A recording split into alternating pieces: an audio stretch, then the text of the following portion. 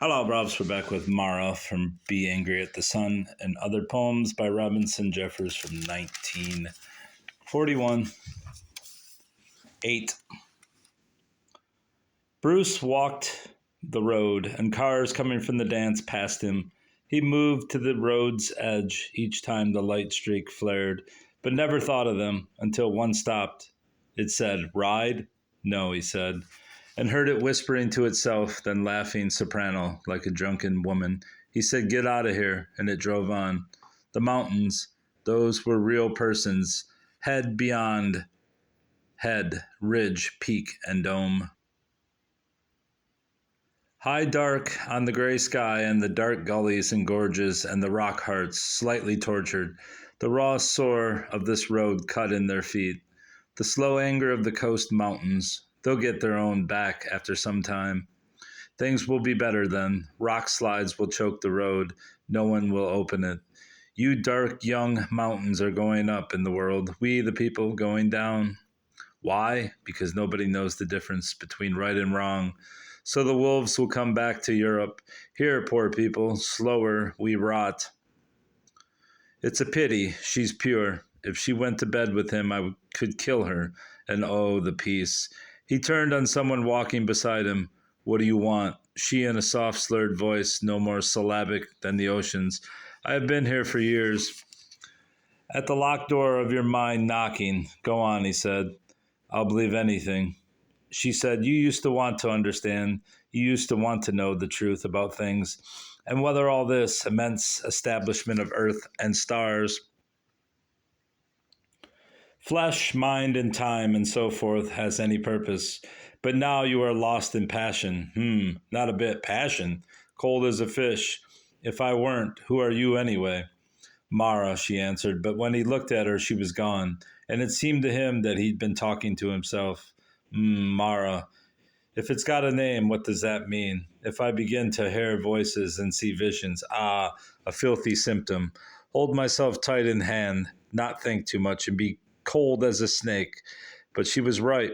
Living's not good enough without knowing. Who knows anything? So living's not good enough. So we slog on, blind, blind, and blind. He had a continual sense of someone following behind him, and rapid steps close on his own.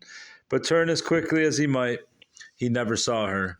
Home before dawn, he found the old house in the mountain darkness awake and staring from many windows.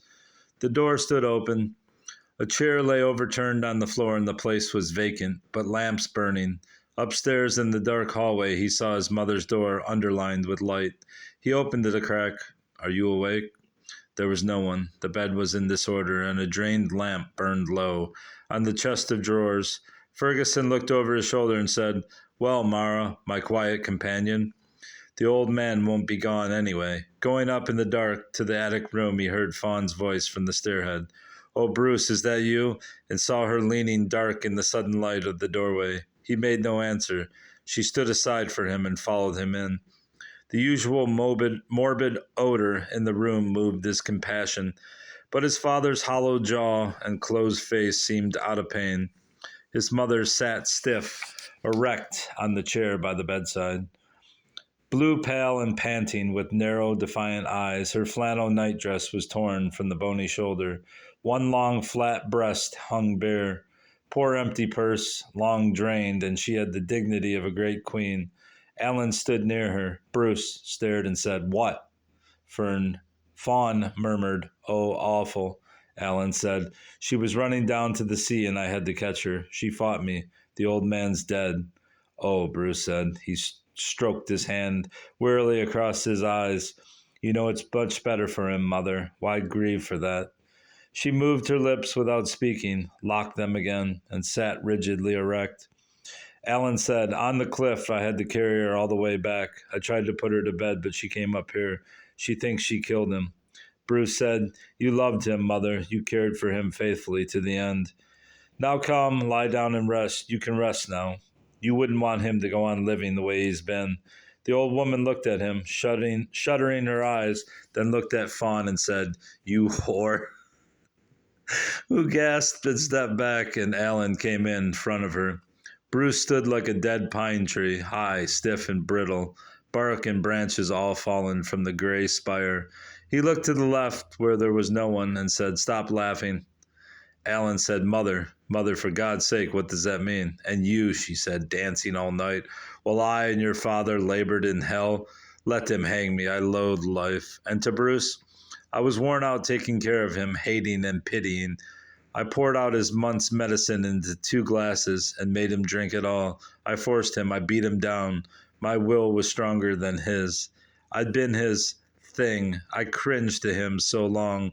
But at last I was stronger. See? Heh, the pitiful old fool. We made a game of it. I called it whiskey," Bruce said dully. "You couldn't bear seeing him suffer." "He was still breathing," Alan said, slower and slower. "We couldn't do anything." Then she ran down to the sea. Bruce said slowly, "Why did you call her that name, Mother? Is there something I ought to know?" You can tell me. I won't do anything." Fawn said suddenly and clearly, "Kill me, Bruce, if you think such things of me." The old woman answered, "You can tell by the mouth. She looks exactly like that evil beast, Teresita Blaine, who took my husband and insulted me in my own house." Bruce groaned and said wearily, "What? Oh, that. I've heard you speak of it, but this is now. Curious how we can hold smoking bits of hell in our minds for 100 years. Trifles, but hot. Now, Mother, we have to plan. My mind feels very clear this morning for some reason." He glanced at Mara. She was still standing there, and that troubled him a little, knowing her to be not a real person in any common sense of the word. But yet she stood there, and curiously enough his father was near her, or a smoky semblance of the old man, erect, half smiling, looking down at his own corpse. He thought quite possibly the old man's spirit was there indeed. One hears of such things, but Mara is a different sort. He unglued his eyes and mind from both his phantoms painfully, for the purpose and meaning of things seemed rather in that world than this. "Mother," he took her hand and gripped it to catch her mind with a little pain. "Can you hear me? You didn't give him the stuff. You didn't give it to him. You left the bottle by his bed, and the poor old man, in bitter pain, or perhaps wanting to die, took it all in your absence. Understand? That is the story. I mean the truth. Mara and Alan can swear to it if necessary, but no one will ask, for he was dying in any case, and those who have this disease are always in simple Christian mercy, sent out of the world in a drug-poisoned sleep. I think you'll find great peace now that it's done. Come down to bed, Mother, and think no more of it. Dream about roses, Mother. You've always wanted a little garden. Now you'll have time. I and Alan will attend to things." Interesting turns. Not unexpected if you know Jeffers, but there we go. I do not recall this poem whatsoever, so it's a good rereading. Goodbye.